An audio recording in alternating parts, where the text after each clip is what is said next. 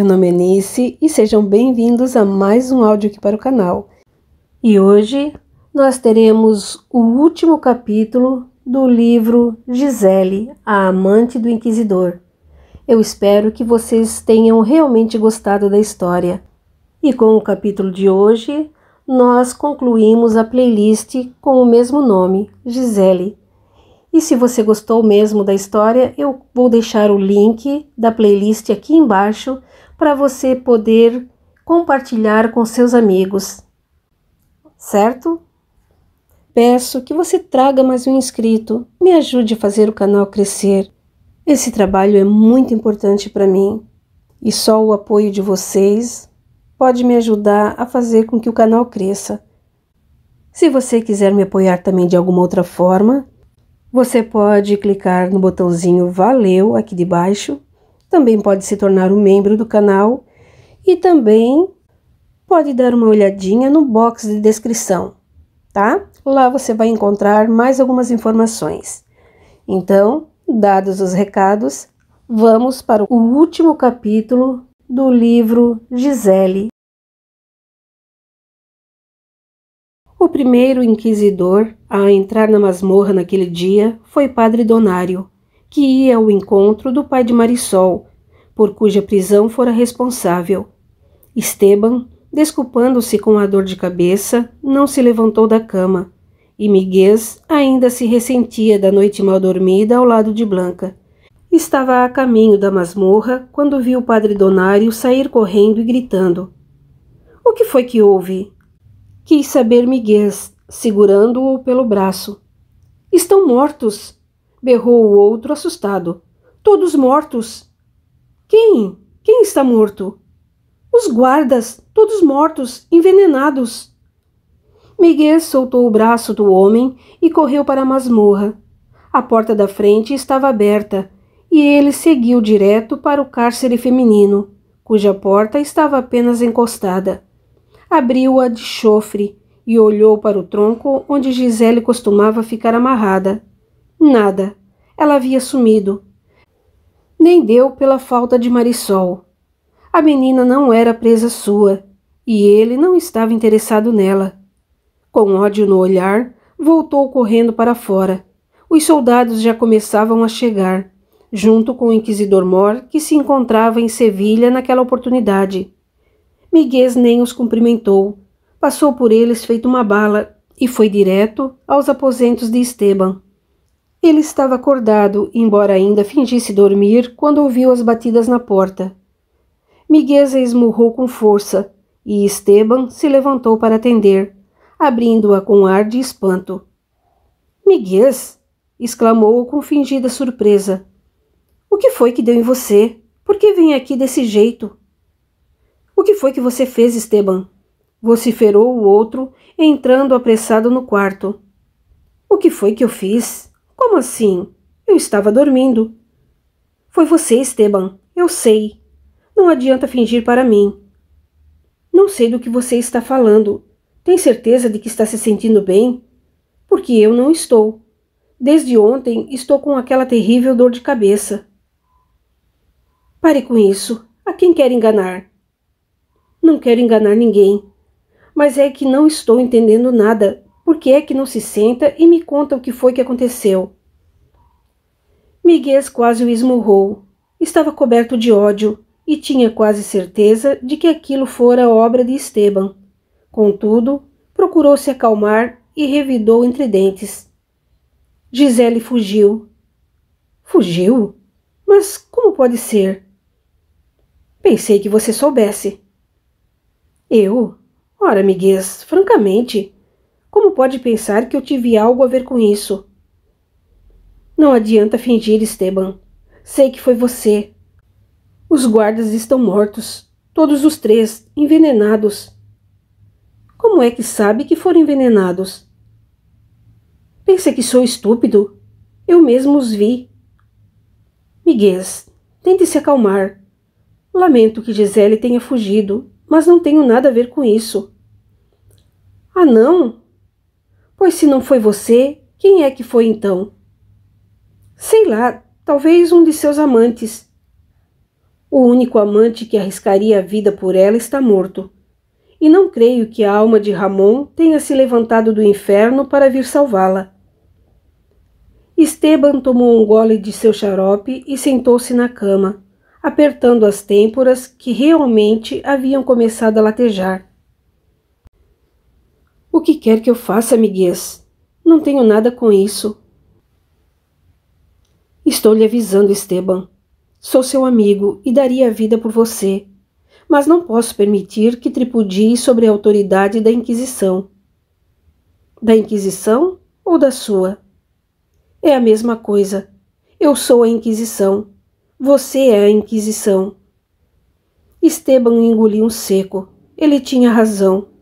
Agira contra seus próprios princípios, contra a Inquisição que jurara defender. Tudo por causa de uma mulher. Mas ela fora sua mulher um dia, e agora era praticamente como sua filha. Como abandoná-la sem ao menos dar-lhe uma chance de tentar se salvar? Os argumentos de Miguel, contudo, eram por demais poderosos para serem ignorados, e ele tornou com angústia. O que quer de mim, Miguel? Já disse que não tive nada com isso. Pois então prove. Provar como? Dê ordens aos soldados para que a capturem. Como espera que eu faça isso? Nem sei onde ela está. Tenho certeza de que vai descobrir. Finalizou sussurrando bem baixinho em seu ouvido. Em seguida, Miguel saiu dos aposentos de Esteban e foi para o tribunal, onde acabou descobrindo que Gisele fugira levando consigo uma menina, de nome Marisol, cujo processo se encontrava aos cuidados de Padre Donário. Vários homens foram mandados à sua procura, sem sucesso, porém. Até ao castelo de Rúbia haviam ido, mas ela, já prevenida, escondera a menina numa câmara secreta, e os soldados nada puderam encontrar. Em Sevilha, as buscas também continuavam. Ninguém sabia como Gisele podia ter desaparecido tão misteriosamente, nem entendiam como os guardas haviam se deixado envenenar. Ficou esclarecido que haviam bebido vinho envenenado, e todos se perguntavam quem os teria dado. Aquilo era um disparate. Alguém fugir da masmorra era considerado uma falta gravíssima, e o prisioneiro, logo que capturado, seria sumariamente condenado, pois a fuga já era uma evidente prova de culpa. Por isso, ao ser recapturada, Gisele seria considerada culpada e o processo estaria terminado com a sua execução. Mas Miguel tinha algo especial para ela. A pedido de Lucena, Gisele teria a mesma sorte que Dom Fernão. A fogueira seria pouca. O machado, então, uma bênção que ela não merecia receber. Não. Gisele precisava sofrer. Depois de longas sessões de tortura, quando seu corpo já não aguentasse mais, ele a colocaria na Virgem de Nuremberg, e Gisele morreria aos pouquinhos, de hemorragia e infecção, tal qual Dom Fernão morrera. Esteban sabia de tudo isso e queria ao máximo evitar essa morte horrenda. Por isso, ajudara a fugir. Mas agora as coisas poderiam se complicar para ele. Sentiu medo do que Miguel pudesse fazer. Por mais amigo que fosse, ele estava com raiva, e a raiva costumava levar as pessoas aos atos mais extremos. Ainda que se arrependesse depois, Miguel poderia fazer algo que o comprometesse seriamente. Mesmo que não fosse levado ao tribunal, sua honra seria maculada, e talvez até o Papa o destituísse de suas funções inquisitoriais. Aquilo seria ruína, uma ruína que precisava evitar. Tomou uma resolução. Gostava demais de Gisele, mas alertara-a seriamente das consequências de sua insensatez. Por várias vezes a advertira de que não poderia ajudá-la. Ainda assim, tentara. Só que agora as coisas estavam fugindo ao seu controle. Miguel lhe fazia ameaças veladas, e ele precisava pensar em si próprio. Levantou-se e foi para o tribunal. Miguel estava reunido com outros inquisidores, discutindo onde mais poderiam encontrar Gisele, quando Esteban entrou. Os outros o olharam de soslaio. Ninguém tinha coragem de insinuar nada. Nem Miguel fizera qualquer insinuação. Aquilo deveria ficar entre eles. Com um aceno de cabeça, Esteban cumprimentou-os. Miguel pediu licença aos demais e saiu com ele para o pátio externo. Então, indagou com ar intimidador. Pensou bem no que lhe disse? Esteban olhou o outro bem fundo nos olhos e respondeu com voz grave. Sim, e já tomei a minha decisão. Muito bem. Qual foi? De mandar os homens atrás de Gisele. Promete não fazer mais perguntas? Prometo. Não vai querer saber como ela saiu da masmorra e nem quem a ajudou? Não. Pode confiar em mim. Você tem a minha palavra. Entendo o seu gesto e não vou acusá-lo. Contudo, não posso permitir-me perder a mulher que mais odiei em toda a minha vida. Só o que quero é Gisele de volta. Ela agora me pertence. Falou isso com tanto ódio que Esteban sentiu um calafrio. Lamentava muito por Gisele, mas não tinha como salvá-la. Com um suspiro de profundo pesar, finalizou. Está certo. Aceito a sua palavra. Deixe tudo comigo e não faça perguntas. Esteban reuniu os soldados e deu-lhes a indicação do local onde Gisele estaria, seguindo as orientações que Diego lhe dera. O barco foi interceptado ainda no porto, e alguns soldados embarcaram. Tudo foi feito com muita rapidez, pois o dia marcado para o encontro já estava bem próximo. Os homens de Esteban se colocaram dentro da gruta que dava na pequena praia por onde Gisele supostamente desceria para esperar o barco. Com os ventos e a chuva, o mar havia se tornado extremamente agitado, com ondas rebentando gigantescas nas rochas diante do promontório. Quando Gisele terminou de descer a colina e alcançou a praia, a chuva havia dado uma trégua, e ela estudou com assombro o local em que estava. Era uma garganta estreita, perfeita para uma emboscada. Sentiu medo, mas não viu outra solução.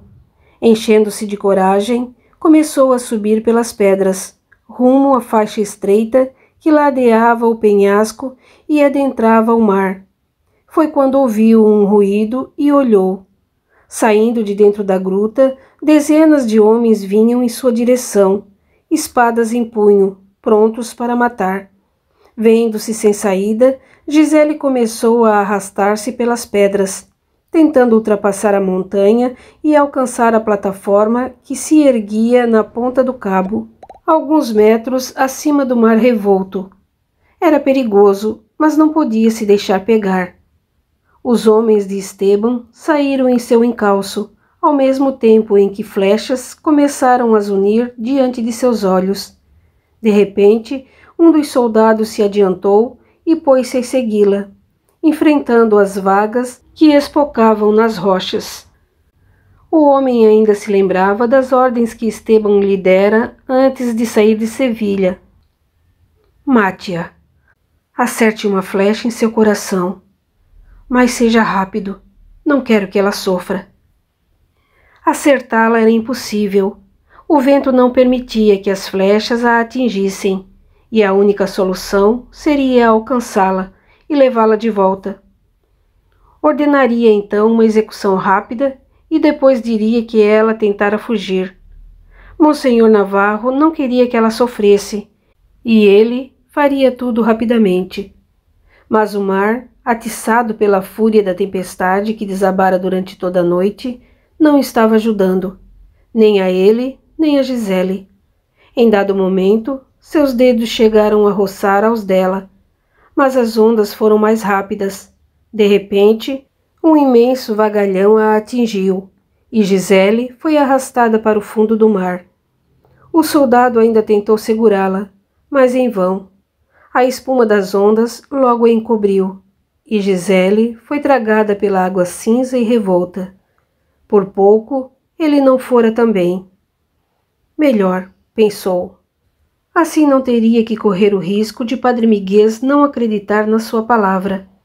Ele a queria viva para a Virgem, e talvez não se convencesse de que ele tivera que matá-la para que ela não fugisse. Durante muito tempo, ficou olhando para a espuma branca do mar, agarrado à pedra, com medo até de se mover. Ainda precisava fazer o caminho de volta, o que não seria nada fácil. Se por terra a caminhada era difícil, na água então seria impossível salvar-se. Gisele, àquela altura, já se encontrava no fundo do mar, e não havia nada que ele pudesse fazer para salvá-la. Todos os soldados foram testemunhas de que ele tentara levá-la de volta, mas o mar fora mais forte. Fizera todo o possível para tirá-la dali, mas ninguém tinha forças contra a fúria das ondas. Ninguém desconfiou das ordens de Esteban. O soldado, tampouco, nada dissera, e Miguel sentiu imensa decepção ao receber a notícia de que Gisele morrera tragada pelas ondas. Esteban, por sua vez, embora se entristecesse, sentiu-se aliviado por vê-la livre daquela morte indigna e cruel. Naquela noite, depois que recebeu a notícia, Miguel voltou para junto de Lucena, cabisbaixo. O que iria lhe dizer? Abriu a porta vagarosamente e sentou-se na sala. Imediatamente, Lucena se aproximou e foi logo perguntando: "E então, encontraram-na?" "Sim." "Excelente." Só então percebeu o seu olhar de angústia e indagou alarmada: "O que foi que houve? Ela conseguiu fugir?" "Pior. Ela morreu." "Morreu? Como?" "Tentou fugir e caiu no mar." Lucena sentiu raiva e uma grande frustração. Não era aquilo que esperava para Gisele. Queria assistir à sua morte lenta, assim como fora obrigada a acompanhar os estertores de seu pai. Mas, até isso, ela lhe tomara. Roubara-lhe a chance de exultar ante a sua agonia. "Cadela!" vociferou Lucena com ódio. "Até na morte ela me vence." "Não diga isso, Lucena.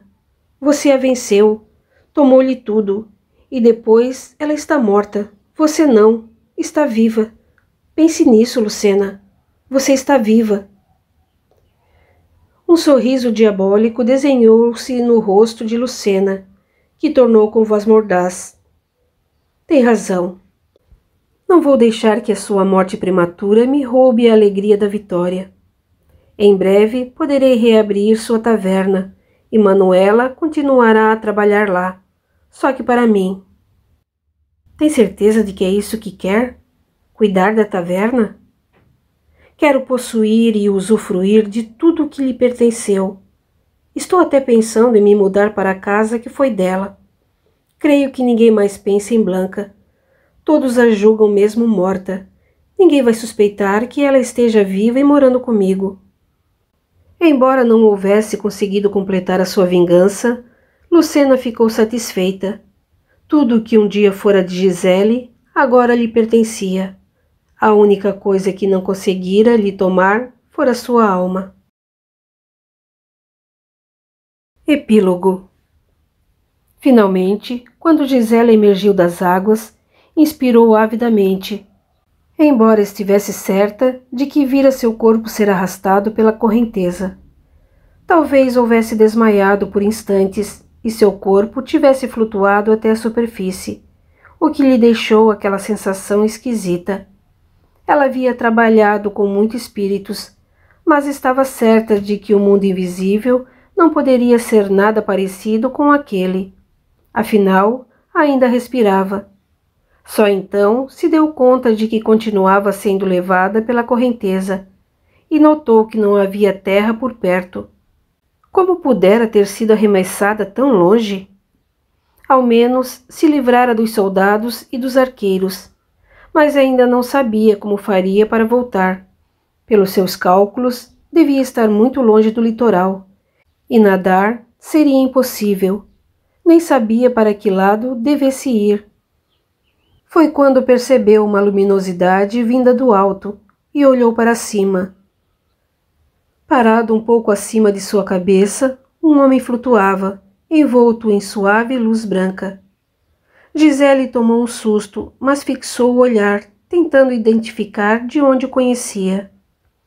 Ele foi se aproximando e colocou-se à sua frente, ainda flutuando alguns centímetros acima do mar. Ela o encarou por alguns minutos e, de repente, tudo se fez claro. Quem estava ali era seu pai, e seu olhar bondoso lhe dizia que viera para cumprir a promessa que lhe fizera de ir buscá-la quando desencarnasse. Gisele levou um susto. Naquele momento, vendo o olhar compreensivo do pai, teve certeza de que havia desencarnado. E ele ali estava, mãos estendidas, pronto para puxá-la da água. Logo que Gisele pensou em segurar a sua mão, a lembrança de todos os seus crimes aflorou a sua mente. Na mesma hora, puxou a mão e abaixou os olhos. Não era digna daquela bênção. No exato instante em que aquele pensamento perpassou a sua mente, sentiu que uma horda enegrecida a ia envolvendo. Ainda assim, levantou os olhos timidamente para o pai, que a olhava com bondade, ainda com as mãos estendidas, num convite mudo e suave para que ela o seguisse.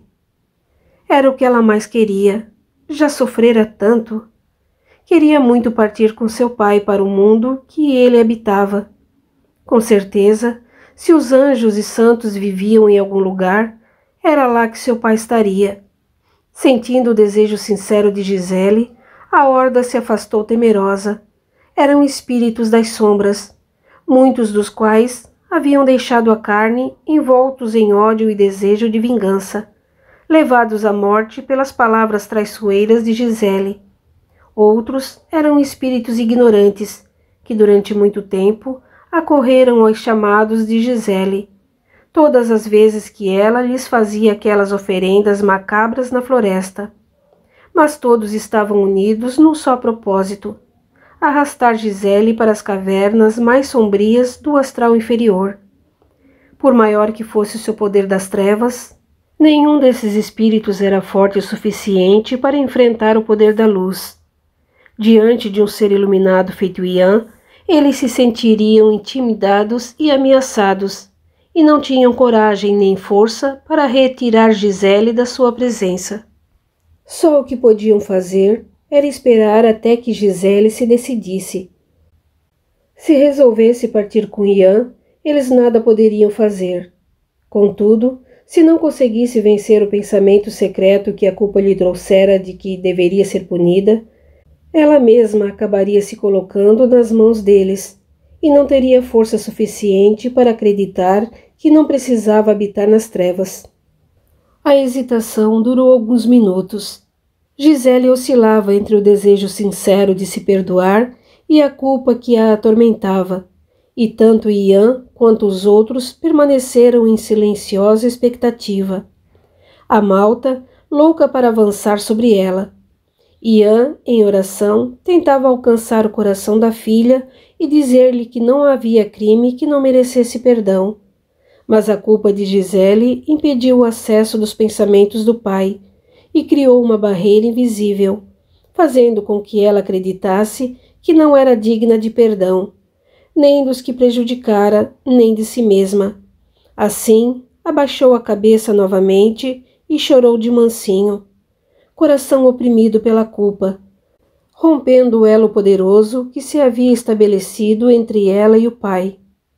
Na mesma hora, ele foi se desvanecendo diante de seus olhos, e Gisele, ligada agora aos espíritos das trevas, cerrou os olhos e sentiu todo o peso do remorso a lhe corroer a alma, martelando em sua cabeça que nenhum réprobo feito ela podia pretender tocar os pés de um espírito de luz.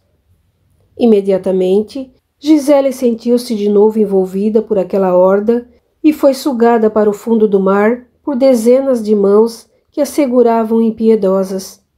Num gesto desesperado e aturdido, olhou de novo para cima, e a última coisa que pôde se lembrar foi da claridade do dia, que inundava a superfície, sendo apagada à medida que ela descia para as profundezas do mar.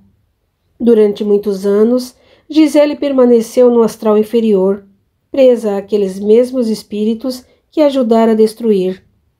Dentre eles, Dom Fernão era o mais assustador. Adquirira um ar de fera e não se cansava de lhe infligir toda sorte de torturas. Aos poucos, ele foi ganhando força e poder, e acabou conquistando uma posição invejável dentro da hierarquia das trevas. Mas não há trevas que não se dissipem, assim como não há culpa que não alcance o perdão. Os muitos anos de sofrimento no umbral trouxeram a Gisele o desejo de se perdoar e se modificar. Queria muito sair dali e reencontrar o pai. Nunca mais vira nem Rúbia, nem Ramon, nem Esteban. Gisele se sentia extremamente só. Não queria mais fazer parte daquele mundo de lama e de sombras. Em silêncio, orou aos céus, pedindo a Deus que permitisse que seu pai fosse ajudá-la novamente. Após a sincera oração, a luz se fez presente ao seu redor, e Ian tornou a aparecer envolto no mesmo halo de luz branca em que se acostumara a vê-lo. Gisele chorou por longos minutos, com medo de se aproximar, mas Ian, tocado pelo seu sentimento, aproximou-se e estendeu-lhe a mão. Gisele a tomou timidamente, e o pai a envolveu num abraço amoroso e confortador. Cabeça encostada em seu peito, Gisele chorou. Não conseguia falar. Ian compreendeu o seu pranto sofrido e alisou os seus cabelos. Em seguida, passou a mão sobre a sua testa, e Gisele foi sentindo uma leve e suave sonolência. Suas pálpebras foram pesando, e ela sentiu que o corpo todo amolecia nos braços do pai. Adormeceu profundamente, e Ian a envolveu novamente, volitando com ela em direção ao céu estrelado. Quando despertou, foi com alegria que Ian a recebeu. — Como está, minha filha? Perguntou ele, acariciando seu rosto. Gisele ficou olhando para ele por alguns minutos, sentindo os olhos úmidos de lágrimas. Apanhou sua mão e beijou-a com fervor, falando entre soluços. — Sinto-me bem, pai. Parece que renasci. E renasceu mesmo. Você hoje experimenta uma nova vida, não porque esteja livre das trevas, mas porque sua alma não pertence mais àquele lugar. Oh, pai, por que tive que ser tão má? Não diga isso, Gisele. Ninguém no mundo é mau. Os que erram o fazem por ignorância. Gisele pensou durante alguns segundos, com um olhar entristecido, até que retrucou. E os outros? O que foi feito deles? Assim como você, estão tentando entender. Sei que você está querendo saber de Ramon. Fique sossegada. Ele está por perto, e em breve poderá vê-lo. Ian fingiu não notar o rubor que lhe subia às faces, e prosseguiu. Esteban também veio para cá, após longo período de desespero nas trevas. Esteban? Durante todo o tempo em que permaneci nas trevas, jamais o encontrei. Isso porque sua consciência ainda o atormenta muito, principalmente no que se refere a você. Não teve coragem de encará-la e amargou muitas culpas, mas agora se mostra arrependido e pede uma nova chance para se modificar. E Rúbia? Rúbia está muito bem. Está encarnada no momento, tentando ajudar Diego em suas relações com o mundo material. Ele ainda é muito apegado aos falsos valores da riqueza e dos prazeres fáceis. Gisele silenciou novamente, com medo de fazer novas perguntas, temendo respostas que não sabia se estava pronta para ouvir. E os meus inimigos? Com um sorriso entristecido, Ian respondeu. Lamentavelmente, alguns, como Lucena, Miguel e Fernão, ainda se julgam seus desafetos e alimentam desejos de vingança. Sei disso, tornou acabrunhada, sentindo um calafrio. Ainda guardo vivas na lembrança as torturas que gostavam de me infligir. Foi difícil escapar de sua vigilância e da prisão em que encerraram meu espírito. Nem tão difícil. No momento exato em que você desejou isso de coração, a ajuda concretizou-se veloz, e você foi logo socorrida e trazida para cá. Imagino que eles devam estar inconformados. Sabem onde estou? Fazem uma ideia, e essa ideia os fez pensar. Miguel e Lucena estão a um passo de vislumbrar a luz da verdade e já começam a se questionar sobre tudo o que lhes aconteceu. Quanto a Dom Fernão, bem, ele ainda está renitente em seus propósitos de vingança e ódio. Não se conforma de havê-la perdido, e creio que vai levar ainda alguns anos até que abandone um importante cargo que ocupa na hierarquia das trevas. É muito difícil, minha filha, para os espíritos que conquistam importância nas trevas desapegarem-se de seu poder. Vivem na ilusão do poder e do orgulho, e não querem perder essa posição, porque sabem que do lado da luz não existem cargos mais ou menos importantes do que outros. Todos são iguais em importância. E Blanca? Blanca é uma alma nobre, foi muito bem recebida aqui, e hoje trabalha auxiliando os espíritos que desencarnaram nos autos de fé e nas rodas de tortura. O mundo ainda está nas mãos da Inquisição? Indagou perplexa. Lamentavelmente, minha filha, a Inquisição ainda há de reinar por mais alguns anos. Por que, pai? Por que tanto sofrimento? Nada no mundo acontece por acaso. A Inquisição, assim como as guerras e outras catástrofes, servem a um propósito divino. Muitos espíritos a ela acorreram na tentativa de compreender e refazer atitudes do passado, experimentando situações semelhantes àquelas nas quais se viram envolvidos por seus instintos mais primitivos.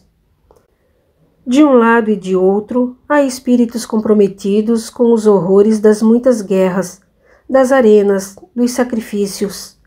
Vítimas e algozes lutam para compreender o valor do amor, do respeito e do perdão.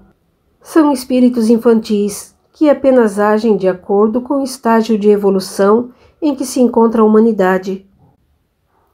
A humanidade parece ainda estar bem longe da evolução. A humanidade caminha para o crescimento. Desde que o homem pisou na Terra pela primeira vez, vem lutando para evoluir em todos os sentidos.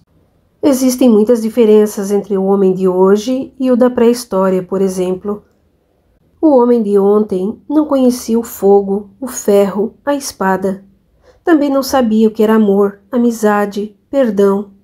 Vivia por seus instintos e para seus instintos. Se alguém o ameaçava, respondia com violência e agressão. Matava-se porque não se conhecia o valor da vida alheia, mas apenas o de sua própria vida. O homem de hoje, apesar de ainda guardar muito desse primitivismo, já foi se socializando e criou normas que o auxiliam a conviver com seus semelhantes. Só que o egocentrismo ainda perdura, trazendo a sede de poder, e falsos valores de moral e religiosidade imperam na mentalidade humana. Deus não quer a morte de suas criaturas. Quer que elas aprendam a se amar. Ninguém precisa matar para defender o nome de Deus, porque ele é inatingível pelos atos humanos, porque é amor em essência, e o amor tudo compreende e perdoa, e não se ressentindo das atitudes infantis de quem ainda não conhece os verdadeiros valores do espírito. Mesmo que você o repudie ou o ofenda, Deus jamais se zangará ou a punirá. Ao contrário, lhe enviará cada vez mais ondas vibrantes de amor, para que você possa despertar o amor dentro de você e crescer. Mas por que tem que ser assim? Por que precisamos errar e sofrer para aprender a amar? Ninguém precisa errar, muito menos sofrer. O amor precisa ser despertado e estimulado, porque já existe em essência dentro de cada um de nós. Mas hoje sei que o que fiz não foi certo.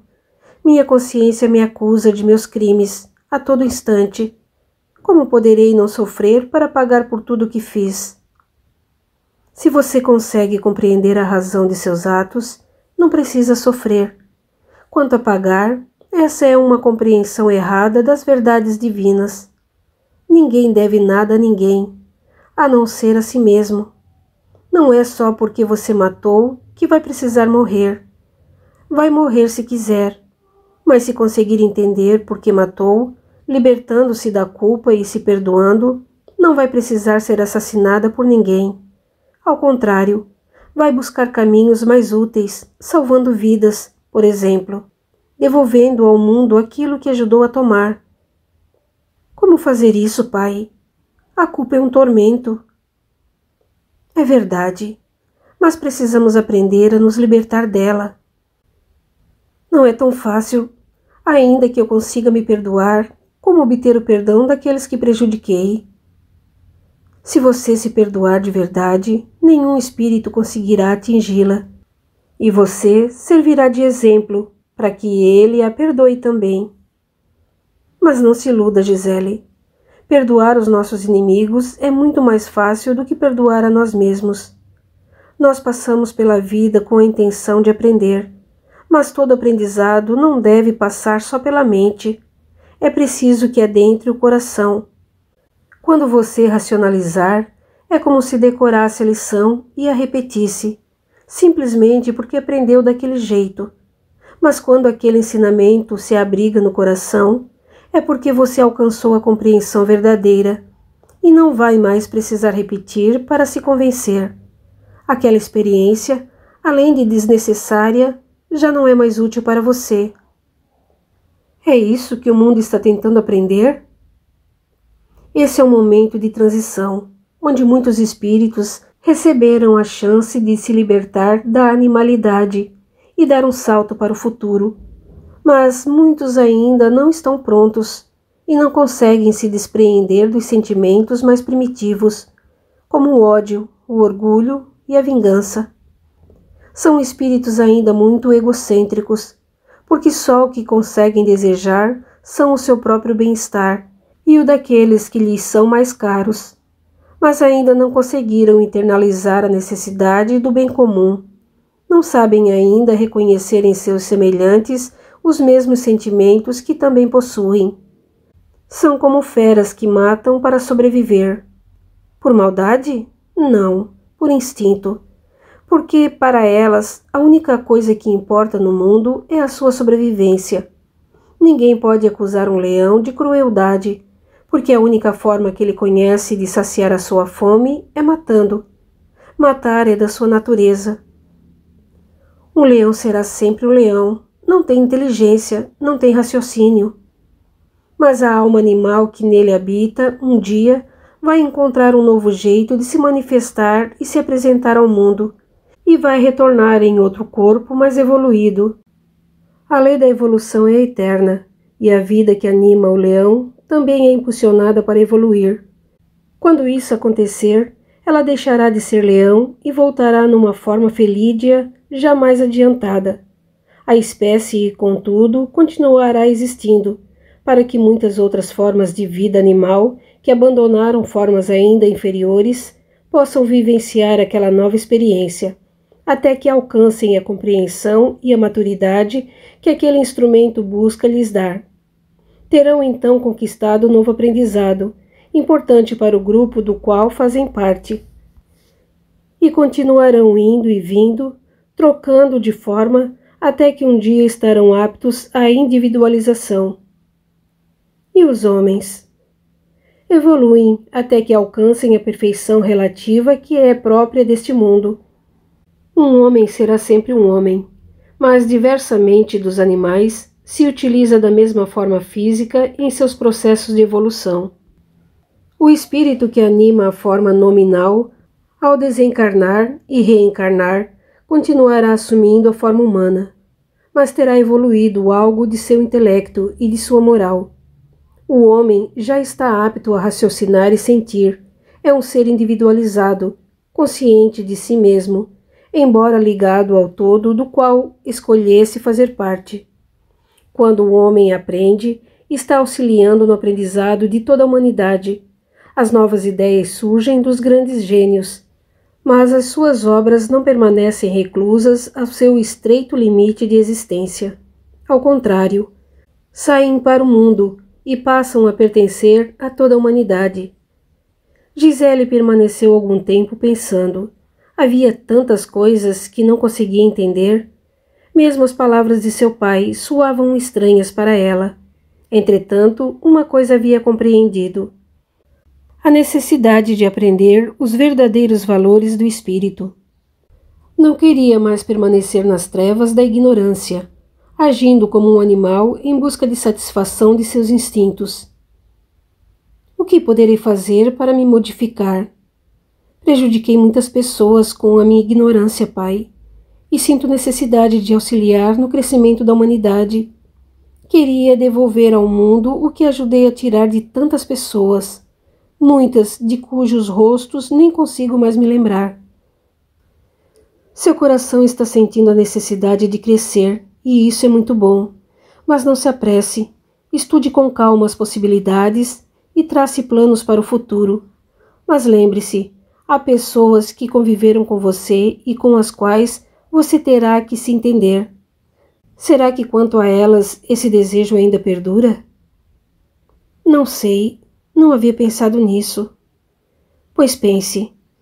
Planeje sua próxima reencarnação, tendo em vista a necessidade de perdão e de aprimoramento. Você ainda não se perdoou, Gisele, e sabe disso, e a culpa poderá ser um entrave ao seu crescimento. Creio que tem razão, pai. Mas o que poderei fazer? Não quero continuar carregando esse peso. Por isso é que lhe disse para pensar.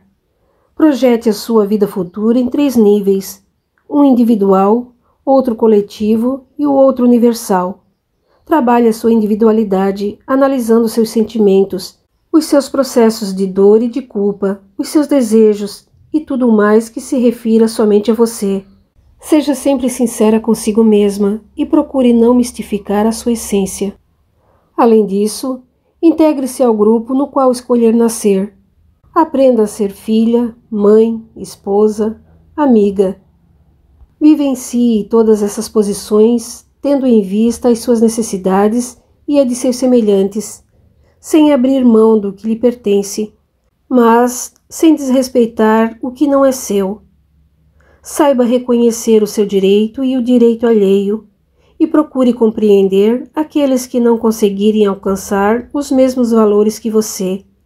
Eles não serão nem melhores nem piores do que você, apenas poderão estar em outro nível de compreensão, no qual você fatalmente um dia também já esteve.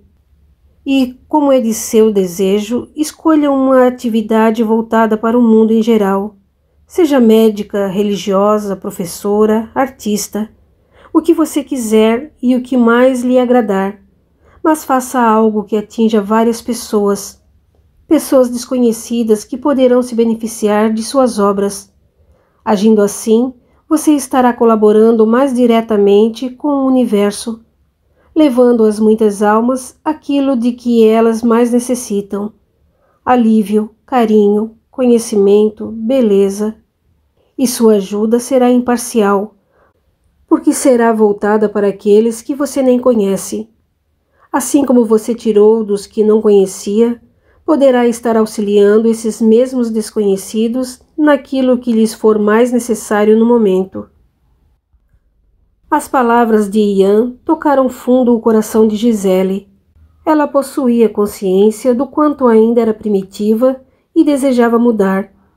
Sabia que muitos de seus antigos companheiros estariam imbuídos dos mesmos propósitos, mas outros não conseguiriam compreender e permaneceriam ainda atados ao ódio e à vingança. Mesmo assim, estava disposta a tentar. Se não conseguisse, tentaria de novo, e de novo e de novo, até que estivesse pronta para realmente dar um passo à frente e evoluir. Finalmente, estava em paz com o seu coração.